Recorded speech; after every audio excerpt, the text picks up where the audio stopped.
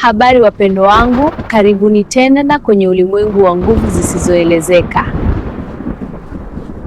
Mimi ni Da Sofia, na kama mkumbuka, episode ya kwanza ilitufikisha kwenye kijiji cha Kivulini, ambapo mzio wa giza ulianza kuathiri maisha ya Mama Aisha na familia yake. Leo tunaanza episode ya pili. Tunaangalia ni nani anayejua siri ya mchanga mwekundu. Ni nani anayejitetea dhidi ya nguvu za giza? Pia nani anayebaki kimya akitisha zaidi kuliko sauti yote ile? Kwa hivyo kaa tayari, kisha toa pumzi. Jitayarishe kusimuliwa historia inayochukua nguvu zako za kiroho na hata ndoto zako. Huu ni Mzee wa Giza, episode 2. Tuanze sasa. Baada ya usiku ule, kijiji cha Kivulini hakikuwa kile kile tena. Asubuhi ilipofika, Mama Aisha hakuweza kuinuka kitandani.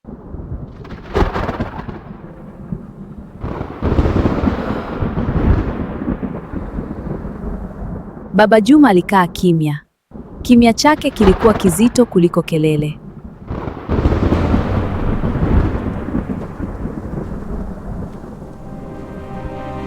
Ndipo mchungaji Daniel alipofika. Aliomba lakini ghafla akasimama. Hapa kuna kitu kimeguswa. Kuna kitu kilichochukuliwa. Wakati huo huo, Amani mtoto wao alianza kulia. Alisema aliota ndoto ile ile tena. Mama, yule mwanamke yuko mlango, anashika mchanga mwekundu. Sauti ya kutisha ilikatisha. Wanakijiji walikusanyika. Wengine walikana.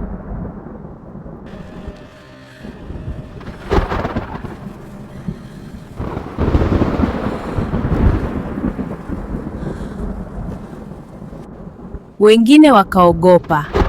Lakini mmoja alijua. Nisema msiguse.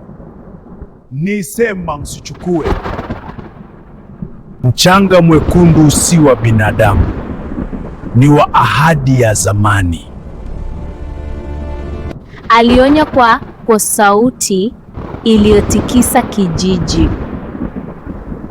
Msipoirudisha mzio utanea na kijiji kitaangamia. Lakini ni nani aliuchukua huo mchonga?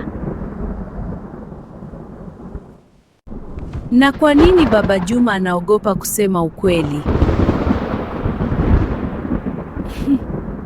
Hapo ndipo vita ilipoanza. Maombi dhidi ya siri. Kanisa dhidi ya giza. Huu ni Mzio wa Giza episode 2. Endelea kufuatilia Mzio wa Giza 3 hapa kwa Da Sofia.